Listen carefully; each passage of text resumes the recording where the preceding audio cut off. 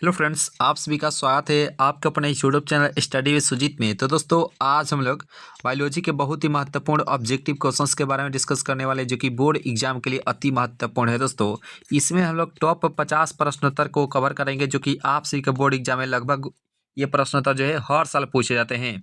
तो इन सभी प्रश्नों को आप सभी को अच्छे से देखना है और इसे याद भी कर लेना है, क्योंकि यही साल जो है आप सभी के बोर्ड एग्जाम में 100% रहने ही वाले हैं। तो चलिए दोस्तों, सेशन को आगाज करते हैं और देखते हैं बारी बारी से प्रश्न को। और यहाँ पे आज का फर्स्ट प्रश्न उत्तर है कि द्विलिंगी प्राणियों के उदाहरण क्या होते हैं। Examples of bisexual animals are. तो देखिए, द्विलिंगी यहाँ पे बाइसेक्सुअल का जो है यहाँ पे उदाहरण पूछा गया है। ऑप्शन नंबर ए है स्पंज, टेपवर्म, जोंक और डी जो है इनमें से सभी, यानी कि ऑल ऑफ दीज। तो देखिए, यहाँ पे द्विलिंगी प्राणियों के उदाहरण जो होते हैं ये इनमें से सभी हो जाएंगे। राइट आंसर क्या होगा? तो यहाँ पे ऑप्शन नंबर यहाँ पे जो डी है, इस सवाल का राइट आंसर हो जाएगा option D is the right answer for this question. और यहाँ पे प्रश्नोत्तर देखिए, ये भी साल लगभग हर साल पूछे जाते हैं कि which of these produce flowers only once से इन इट्स लाइफ टाइम। तो यहाँ पे बताने कि इनमें से कौन जो है केवल एक बार अपने जीवन काल में जो है पुष्प पैदा करता है। तो राइट आंसर क्या होती है, हो जाएगा बांस। बांस is the right answer for this question, option number A. और यहाँ पे प्रश्नोत्तर देखिए कि मुकुलन द्वारा जो है जनन किसमें होता है। तो यहाँ कि which animal reproduction takes place in a budding. तो देखिए, ये होता है yeast is the right answer for this question, option number ए।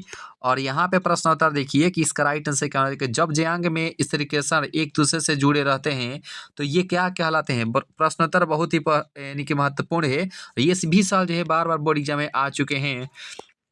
तो राइट आंसर क्या होना चाहिए कि जब ज्यांग में इस तरीके से एक दूसरे से जुड़े रहते हैं तो क्या कहलाते हैं, तो इकतांडवी कहलाते हैं। यानी कि ऑप्शन नंबर यहाँ पे जो बी है, इस सवाल का राइट आंसर हो जाएगा, यानी कि cenocarpus is the right answer for this question, option number B. और यहाँ पे पांचवा प्रश्न उत्तर देखिए कि वायु परागण जो है इनमें से किस में नहीं होता, यानी कि wind pollination does not occurs in which of the following. तो बताइए इसका राइट आंसर क्या होना चाहिए कि वायु परागण जो है किस में नहीं होता है। तो इस सवाल का राइट आंसर होता है सेल्विया। सेल्विया जो है इसमें जो है वायु परागण नहीं होता है, नहीं तो ये गेहूं, घास और मक्का ये तीनों में होते हैं। राइट आंसर होता है ऑप्शन नंबर डी सेल्विया। और यहाँ पे 6 का राइट आंसर हम सभी जानेंगे कि किस फल का बीज चोल जो है खाया जाता है। The seed coat of which fruit is eaten. तो बताइए कि किस फल का जो है बीज चोल जो है खाया जाता है। तो यहाँ पे बात करें जायफल के बारे में तो बिल्कुल सही बात है, ये इसका भी खाया जाता है, लीची का भी खाया जाता है, शरीफा की खाया जाता है, या जो है आम का खाया जाता है। राइट आंसर क्या होगा, तो option number D is the right answer for this question. पुष्पासन किसका खाया जाता है, जो कि आप सभी को कमेंट बॉक्स में बताना है कि पुष्पासन जो है किसका खाया जाता है। तो ये हो जाता है ऑप्शन नंबर डी। और यहाँ पे प्रश्न होता देखिए कि किस में जो है जनक कोशिका दो में विभक्त होकर नए जीवों को जो है जन्म देती है। बहुत बेहतरीन सवाल है। और यहाँ पे बताइए कि किसमें जनक कोशिका जो है दो में विभक्त होकर एक नए जीवों का जन्म देती है। तो देखिए, इसका जो सही आंसर होगा 7 का, यहाँ पे मोनेरा और Protista both is the right answer for this question, option number C. जो भी तो सेब बताए थे कि पुष्पासन जो है सेब को खाया जाता है, बिल्कुल सही बात है। और इस सेब को जो है असत्य फल भी कहा जाता है, यानी कि फॉल्स फ्रूट भी कहा जाता है। तो राइट आंसर हो जाएगा ऑप्शन नंबर सी। और यहाँ पे 8वां प्रश्न होता है कि जब युग्मक संलयन जीवों के शरीर के बाहर बाहर होता है तो इसे हम लोग किस नाम से जानते हैं। देखिए, ध्यान दीजिए, इसका राइट आंसर क्या होना चाहिए। जब युग्मक जो है संलयन जीवों के शरीर के बाहर होता है तो उसे हम लोग किस नाम से जानते हैं, तो इसे हम लोग बाह्य निषेचन के नाम से जानते हैं, कि external fertilisation is the right answer for this question, option number B हो जाता है। और निम्नलिखित में से कौन सा जो है त्वचा निम्नलिखित में त्वचा क्या बनाती है। देखिए, त्वचा जो है क्या बनाती है कि which are the flowing from the skin. तो देखिए, त्वचा क्या बनाती है, तो इसका राइट आंसर हो जाएगा ऑप्शन नंबर ए, यानी कि एक्टोडर्म जो है इसका राइट आंसर हो जाता है ऑप्शन नंबर ए। और यहाँ पे द्विगुणित संरचना इनमें से कौन सी हो जाएगी, ध्यान दीजिए, इसका राइट आंसर बताइए कि द्विगुणित संरचना इनमें से कौन से, यानी कि डिप्लॉयड स्ट्रक्चर इज। तो ये हो जाते हैं 10 का, ऑप्शन नंबर बी, यानी कि युग्मनज, यानी कि zygote is the right answer for this question, option number यहाँ पे जो बी है इस साल का राइट आंसर हो जाएगा option number B is the right answer for this question, option number B. और 11वां प्रश्न उत्तर देखिए कि इनमें से किसका पुष्पासन कहा जाता है। तो अभी आप सभी को बताते हैं, ये हो जाएगा ऑप्शन नंबर बी, यानी कि सेब। सेब is the right answer for this question, option number A. Sorry यहाँ पे सेब जो है यानी कि ऑप्शन नंबर बी में सही था, बिल्कुल सही बात है। Option number B is the right answer for this question. अब पॉली इम्ब्रियोनी पाई जाती है, ध्यान दीजिए कि polyembryony is found in, तो पॉली इम्ब्रियोनी जो पाई जाती है वह कहाँ पाई जाती है, तो 12 का हो जाता है ऑप्शन नंबर ए, सिट्रस में पाई जाती है। ऑप्शन नंबर यहाँ पे जो बी है इस सवाल का राइट आंसर हो जाता है ऑप्शन नंबर बी। और यहाँ पे देखिए द्विसंकर क्रॉस में अनुलक्षणी यानी कि फिनोटिपिक अनुपात क्या होती है, तो देखिए the phenotypic ratio in a dihybrid crosses. देखिए यहाँ पे द्विसंकर के लिए पूछा गया, तो राइट आंसर क्या बात ये हो जाएगा ऑप्शन नंबर यहाँ पे जो डी ऑप्शन है इस सवाल का राइट आंसर हो जाएगा ऑप्शन डी। और ये होता है एक संकर के लिए। और यहाँ पे अगर जीनोटिपिक अनुपात पूछेगा तो यहाँ पे 1:2:1 हो जाता है, लेकिन यहाँ पे फिनोटिपिक अनुपात पूछेगा, तो राइट आंसर हो जाता है option number D for Devsena. चलिए इसका राइट आंसर आपसे बताइए कि ये तो हम लोग देख चुके थे द्विसंकर वाला। और यहाँ पे एक जीन जोड़ा जो है दूसरे जीन जोड़े के प्रभाव को रोकता है, इसमें क्या होता है, प्रभावता, एपिस्टेसिस, पॉलीमरेज में, या जो अप्रभावता। ध्यान दीजिए इसका राइट आंसर बताइए। एक जीन जोड़ा जो है दूसरे जीन जोड़े के प्रभाव को रोक देता है, तो उसे हम लोग किसे कहते हैं, तो राइट आंसर क्या होगा 14 का ये हो जाएगा ऑप्शन नंबर सी, यानी कि एपिस्टेसिस के नाम से जानते हैं। ऑप्शन नंबर सी जो है इस सवाल का राइट आंसर हो जाएगा ऑप्शन नंबर सी। मेंडल के प्रयोग में विकसित लक्षणों की जोड़ी को क्या कहते हैं, ऑप्शन नंबर ए है जीन, जीनोटाइप, फिनोटाइप, या जो है एलील। तो राइट आंसर बताइए what is the pair of traits developed in Mendel's से एक्सपेरिमेंट इज कॉल्ड। तो देखिए मेंडल्स के प्रयोग में विकसित लक्षणों को की जोड़ी को क्या कहते हैं, तो 15 का हो जाता है ऑप्शन नंबर यहाँ पे जो डी है allele is the right answer for this question option number D. D is the right answer for this question. और यहाँ पे जो भी दोस्त नए अगर जुड़े हैं तो जरूर सब्सक्राइब ही कर लीजिएगा, दोस्तों को जरूर शेयर करने का प्रयास कीजिएगा दोस्तों, ठीक है। और लाइक नहीं किए तो लाइक भी कर दीजिएगा दोस्त, ठीक है। और यहाँ पे प्रश्न होता देखिए कि mRNA का निर्माण कहाँ होता है, तो देखिए mRNA की बात करें तो इसका बात करें तो ये हो जाता है ऑप्शन नंबर यहाँ पे जो सी है केंद्र का nucleus is the right answer for this question option number C. C is the right answer. Mitochondria को जो है ऊर्जा का पावर हाउस भी कहते हैं, याद रखिएगा। और यहाँ पे बताइए कि मेसिल्सन और स्टॉल के प्रयोग में ई कोलाई को डीएनए को लेबल किया गया था, तो राइट आंसर क्या होना चाहिए 17 का, तो ये हो जाएगा ऑप्शन नंबर ए भाई नाइट्रोजन से। Option number A is the right answer for this question. और यहाँ पे प्रश्न होता देखिए कि प्रोटीन संश्लेषण में इम्यूनो एसिड को सक्रिय करने की आवश्यकता होती है, ध्यान दीजिए इसका राइट आंसर क्या होना चाहिए कि प्रोटीन संश्लेषण में एमिनो एसिड को यानी कि एमिनो अम्ल को सक्रिय करने की आवश्यकता होती है, तो ये एटीपी में होती है। राइट आंसर क्या होगा, तो राइट आंसर हो जाएगा ऑप्शन नंबर यहाँ पे जो डी ऑप्शन इसका राइट आंसर हो जाएगा option number D. D is the right answer for this question. और यहाँ पे प्रश्न होता है देखिए ऑपरेन मंडल जो है किसने प्रस्तावित किए थे, ये भी साल लगभग हर साल पूछे जाते हैं कि ऑपरेन मंडल जो है किसने प्रस्तावित किए थे, तो ये हो जाता है 19 का राइट आंसर क्या होगा, तो हो जाएगा ऑप्शन नंबर सी, यानी कि जेकॉब तथा Monod is the right answer for this question option number C is the right answer for this question option number C.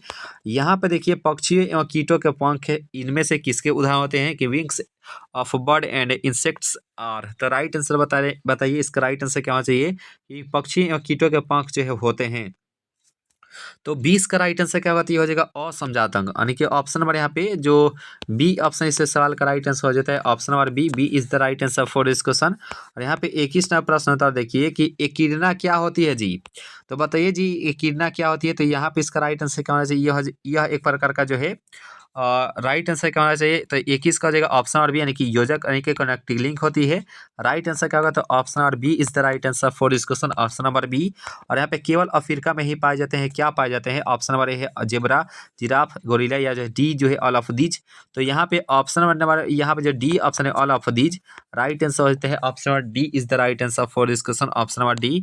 और जो भी दोस्त क्लास में पहली बार जुड़े हैं तो आप सभी दोस्तों निवेदन करते हैं कि आप सभी सब्सक्राइब ही कर लीजिएगा, दोस्तों के पास जो वीडियो को शेयर करने का प्रयास कीजिएगा ताकि आपके दोस्त का भी मजबूत तैयारी हो जाए दोस्त, ठीक है। तो एक बार आप सभी दोस्त जो है वीडियो को शेयर भी कर दीजिएगा।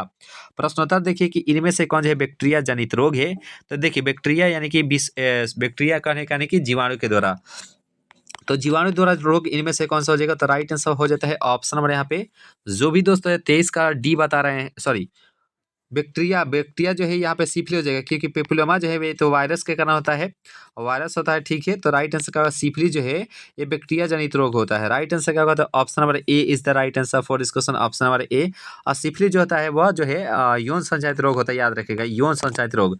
सिफिलिस, गोनोरिया और जो है एड्स जो होता है ये सभी जो है यौन संचारित रोग होते हैं, याद रखेगा ऑप्शन नंबर ए हो जाएगा जो कि जीवाणु के कारण होता है यानी कि बैक्टीरिया के कारण होता है। चलिए 24वां प्रश्न उत्तर देखेंगे कि टी लिम्फोसाइट जो है कहाँ उत्पन्न होता है। बात करें टी लिम्फोसाइट या जो है बी लिम्फोसाइट की बात करें या जो है लिम्फोसाइट की बात करें, सभी जो है बोन मैरो में उपस्थित होते हैं। राइट आंसर क्या होगा, तो ऑप्शन नंबर यहाँ पे जो डी है अस्थिमाजा राइट आंसर हो जाएगा। Option number D is the right answer for this question.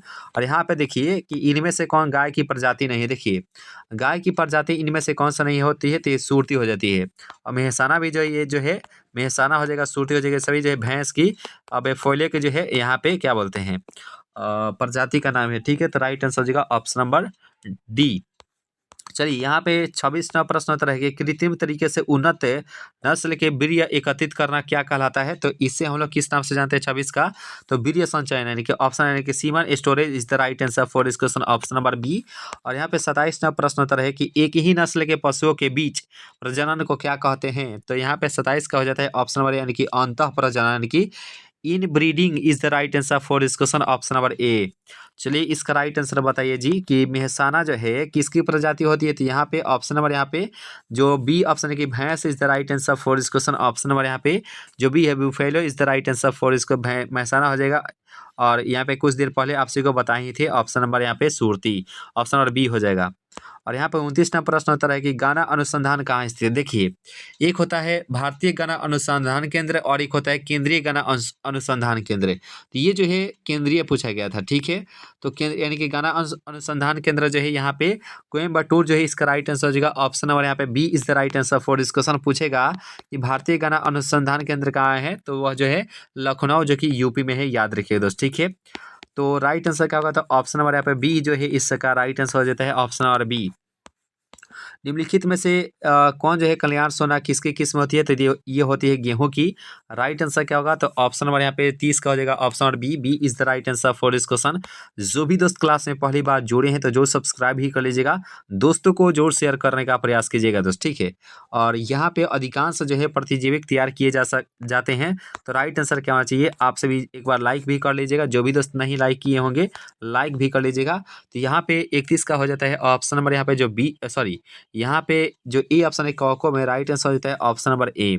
और यहाँ पे देखिए 32 का राइट आंसर क्या हो जाएगा, पेनिसिलिन एंटीबायोटिक उत्पन्न किया जा सकता है किससे, पेनिसिलिन एंटीबायोटिक इज प्रोड्यूस्ड ब्रह्म। तो देखिए 32 का राइट आंसर क्या होगा, तो ये हो जाएगा ऑप्शन नंबर बी यानी कि cock is the right answer for this question, option number B.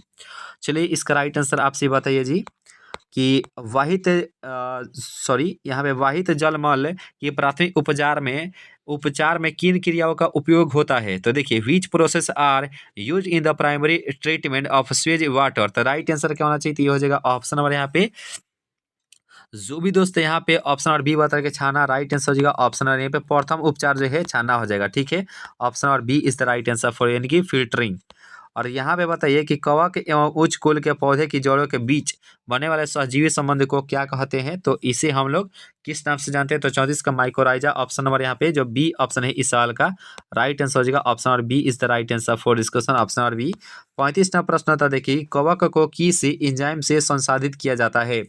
बात करें कवक के बारे में यानी कि which enzyme is use to process fungi. तो देखिए कवक को किस एंजाइम द्वारा जो है संसाधित किया जा सकता है। तो 35 का हो जाएगा ऑप्शन नंबर ए काइटिनेज, ऑप्शन नंबर ए जो है इसका राइट आंसर हो जाएगा ऑप्शन नंबर ए काइटिनेज।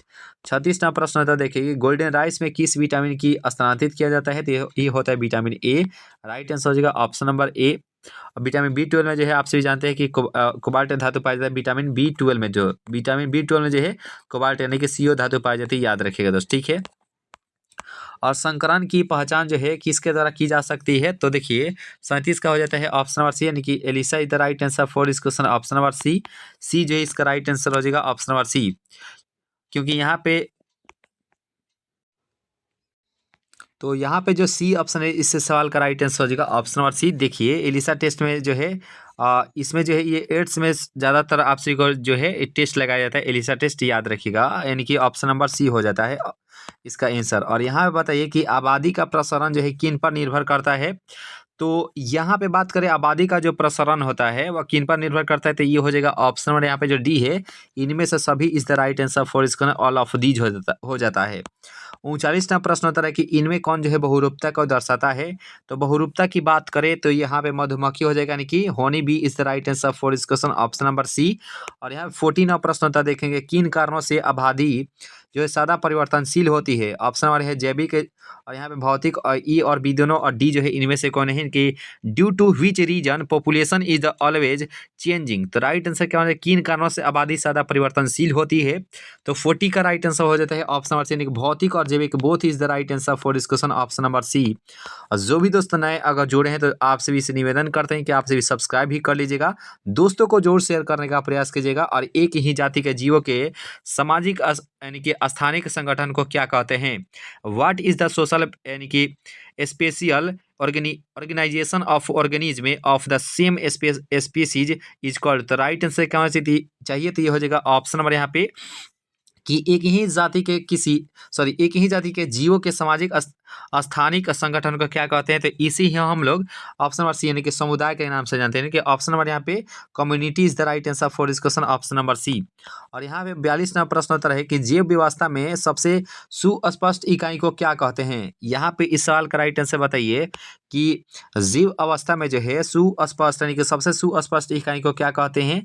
तो इसे ही हम लोग किस नाम से जानते हैं? तो इसे ऑप्शन नंबर यहाँ पे ए के साथ जाते हैं, यानी कि कोशिका यानी कि सेल के बारे में जाते हैं। ऑप्शन नंबर यहाँ पे जो सी ऑप्शन इसका राइट आंसर हो जाएगा ऑप्शन नंबर सी। और यहाँ बताइए कि ऊर्जा का पिरामिड कैसा होता है? यहाँ पे बताएं कि द पिरामिड ऑफ एनर्जी, तो सदैव यहाँ पे सीधा हो जाएगा, ऑप्शन नंबर बी हो जाएगा। Always upright is the right answer for this question, option number B. और यहाँ पे बताइए कि इनमें से कौन जो प्रथम श्रेणी के उपभोक्ता हो जाएंगे? 44 का राइट आंसर क्या होना चाहिए? तो यहाँ पे प्रथम श्रेणी के उपभोक्ता के रूप में कौन से हो जाते हैं? तो 44 का हो जाता है ऑप्शन नंबर सी, गाय is the right answer for this question, option number C. और यहाँ पे प्रश्न था देखिए कि किसी आहार श्रृंखला में सामान्यतः प्रथम जीव को क्या कहते हैं? तो इसे ही हम लोग 45 का राइट आंसर का उत्पादक के नाम से जानते हैं, ऑप्शन नंबर ए जो है इसका राइट आंसर हो जाएगा option number A is the right answer for this question. जो भी दोस्त नए अगर जुड़े हैं इस क्लास से तो आपसे भी इस दोस्त से निवेदन करते हैं कि आपसे भी सब्सक्राइब भी कर लीजिएगा, दोस्तों को शेयर जो ही करने का प्रयास कीजिएगा। और लाइक नहीं किएंगे तो लाइक भी कर दीजिएगा दोस्त। आपसे भी अमेजन के वनों में जो है पादपों की स्पीसीज कितनी होती है? The number of plants species in the Amazon forest is. तो राइट आंसर क्या होगा? तो ये हो जाएगा ऑप्शन नंबर यहाँ पे जो यहाँ पे 40 का हो जाएगा, 40,000 से अधिक is the right answer for this question, option number D for Devsena. और यहाँ पे बताया कि पृथ्वी सम्मेलन जो है किस वर्ष से आयोजित हुई थी? यानी कि in which year was the Earth Summit held. तो राइट आंसर बताने कि पृथ्वी सम्मेलन जो है किस वर्ष आयोजित हुई थी? ऑप्शन नंबर है 1972, 1998, 1992 या 2005। तो इसका जो सही आंसर होगा 47 का ही हो जाएगा, ऑप्शन नंबर बी 1992 की बात है। ऑप्शन नंबर बी जो है इस सवाल का राइट आंसर हो जाएगा ऑप्शन नंबर बी। और यहाँ पे 48 नंबर प्रश्न होता है देखिए कि किसे जो है बंगाल का आतंक कहा जाता है? ये साल हर साल पूछा जाता है कि which of these has been called terror of Bengal. तो राइट आंसर क्या होना चाहिए कि टेरर ऑफ बंगाल किसे कहा जाता है? तो जलकुंभी को। राइट आंसर क्या होता है? ऑप्शन नंबर यहाँ पे बी जो है वाटर है सिंथ। राइट आंसर हो जाएगा option number B is the right answer for this question, option number B. और यहाँ पे 49 नंबर प्रश्न उत्तर देखिए कि भ्रूणपोष में कितने क्रोमोसोम होते हैं? How many chromosomes are there in the endosperm. तो राइट आंसर क्या होना चाहिए कि भ्रूणपोष में जो है कितने क्रोमोसोम होते हैं? ऑप्शन नंबर ए है N, 2N, 3N और E और B दोनों। तो देखिए बात करें भ्रूणपोष के बारे में यानी कि एंडोस्पर्म के बात करें तो यहाँ पे इसमें जो है क्रोमोसोम की जो संख्या होती है तो ये हो जाती है 3 यानी कि 3 गुणित होती है। राइट आंसर क्या होगा? तो ऑप्शन नंबर यहाँ पे जो सी ऑप्शन है इस सवाल का राइट आंसर हो जाएगा option number C is the right answer for this question. और यहाँ पे प्रश्न उत्तर देखिए कि निषेचन की खोज जो है किसने की थी? यहाँ पे बताना है कि हु डिस्कवर्ड फर्टिलाइजेशन। तो ये आप सभी को बताना है कि निषेचन की खोज जो है किसने की थी? तो ऑप्शन नंबर ए है नवासिन स्टारबर्गर, ल्यूवेनहॉक और रॉबर्ट हुक। रॉबर्ट हुक के द्वारा जो है कोशिका की खोज की गई थी। देखिए आप सभी को बताना है कि कोशिका की खोज जो है जीवित कोशिका की खोज जो है कमेंट बॉक्स में इसका आंसर देना है, ठीक है। ये जो है कोशिका की खोज किए थे जो कि 1665 ईस्वी में ल्यूवेनहॉक के द्वारा जो है जीवित कोशिका की खोज की गई थी। याद रखिएगा दोस्त, जीवित कोशिका की खोज जो है जीवित कोशिका की जो खोज है वो जो है ल्यूवेनहॉक के द्वारा जो है बताया गया दोस्त, ठीक है। और यहाँ पे निषेचन की खोज किसने किए थे? तो यहाँ पे 50 का हो जाएगा ऑप्शन नंबर यहाँ पे जो बी है स्ट्रासबर्गर। राइट आंसर हो जाएगा option number B is the right answer for this question, option number B के साथ जो भी दोस्त जा रहे हैं राइट आंसर हो जाएगा Strasburger is the right answer for this question. और मृत कोशिका की खोज जो है रॉबर्ट हुक के द्वारा की गई थी। जीवित कोशिका की खोज जो है ल्यूवेनहॉक के द्वारा यानी कि खोज किया गया था। तो ठीक है दोस्तों, उम्मीद करते हैं ये सही प्रश्न उत्तर आप सब अच्छे से समझे होंगे और अच्छे से याद भी कर लिए होंगे। वीडियो अगर अच्छी लगी हो तो आप सभी दोस्त वीडियो को शेयर भी कर दीजिएगा दोस्तों के पास। और एक लाइक जो ही करने का प्रयास कीजिएगा और लास्ट में कमेंट करके बताइएगा कि ये सेशन आप सभी को कैसा लगा। तो मिलते हैं आप सभी से नई वीडियो में नई उम्मीद के साथ। तो इस वीडियो को आप सभी लाइक करके जाइएगा दोस्त, ठीक है। और चैनल पर पहली बार जुड़े हैं तो आप सभी जो है सब्सक्राइब भी कर लीजिएगा, दोस्तों के पास शेयर भी कर दीजिएगा दोस्त, ठीक है। तो आज के लिए इतना ही दोस्त, थैंक यू सो मच। तो ख्याल रखिए खुद का दोस्त, तो हंसते रहिए और मुस्कुराते रहिए और अपनी तैयारी को जो है मजबूत करते रहिए दोस्त। अभी के लिए इतना ही दोस्त, जय Hind, Vande Mataram, thank you so much.